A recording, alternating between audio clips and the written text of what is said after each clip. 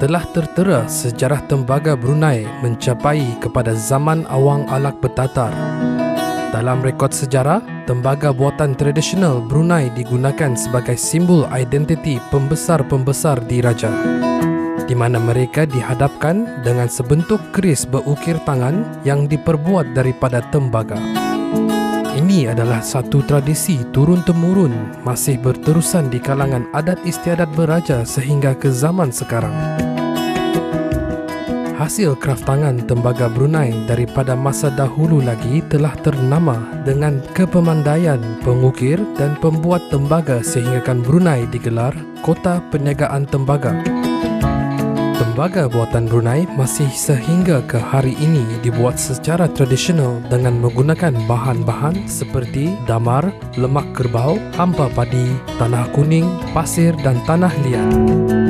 Peringkat pertama ialah dengan mencampurkan lemak kerbau dengan damar lalu dimasak menggunakan kuali di atas api yang sederhana. Campuran tersebut akan menghasilkan lilin yang berwarna kehitaman. Masa yang diperlukan untuk mendapatkan hasil lilin tersebut ialah selama 20 minit, tertakluk juga kepada kuantiti yang dimasak. Setelah itu, diteruskan dengan peringkat penyediaan acuan. Bahan yang digunakan dalam peringkat ini adalah replika tanah kuning yang telah dikeringkan dan telah dikeraskan untuk membentuk rekaan yang diinginkan. Setelah mereka dibentuk, rekaan ini dibiarkan kering selama 15 hari.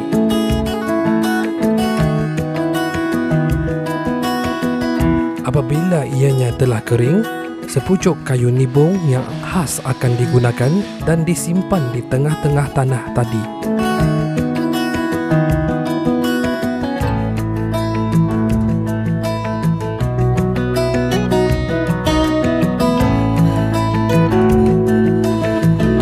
Ini bertujuan untuk memudahkan pegangan pada bentuk tembaga tadi bagi meneruskan proses melarik.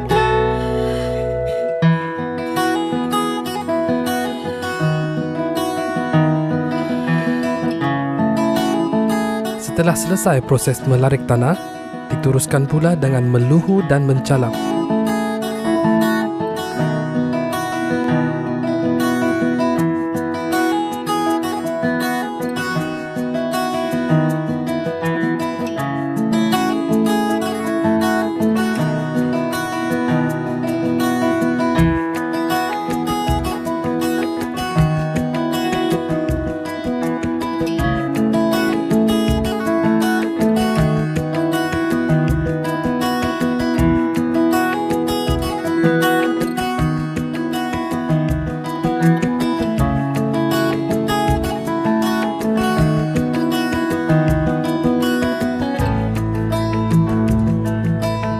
Proses yang terakhir adalah proses membakar dan menuang.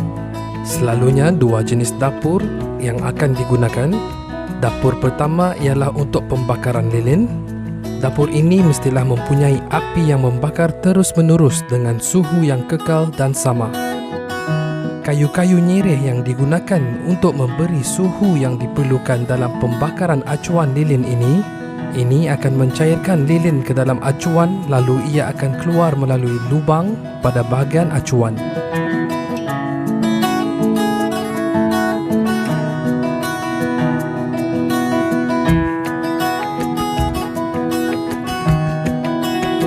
Dapur yang kedua ialah dapur yang digunakan untuk pembakaran bagi menghancurkan tembaga hingga menjadi cair. Dapur ini menggunakan minyak diesel yang khas dengan suhu kepanasan yang tinggi agar dapat mencairkan tembaga. Tembaga ini tadi dicampur sedikit dengan bahan zinc agar adunan menjadi cair dan lebih lama ataupun akan lambat menjadi beku sehinggalah dituang ke dalam acuan.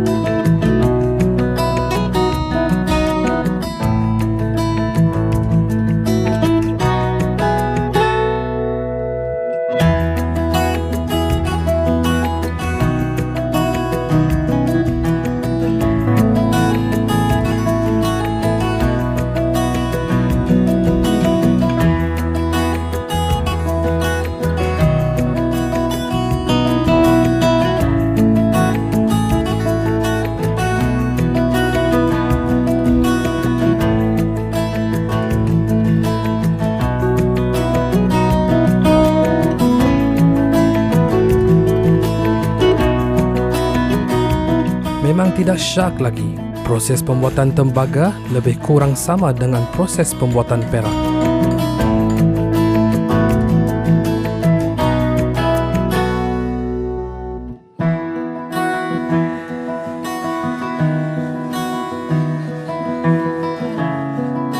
Untuk makluman awam, jenis-jenis barangan tembaga yang dipamerkan di pusat ini adalah seperti guling tangan, meriam tembaga, pasu bunga tembaga, pemegang lilin tembaga, dan lain-lain.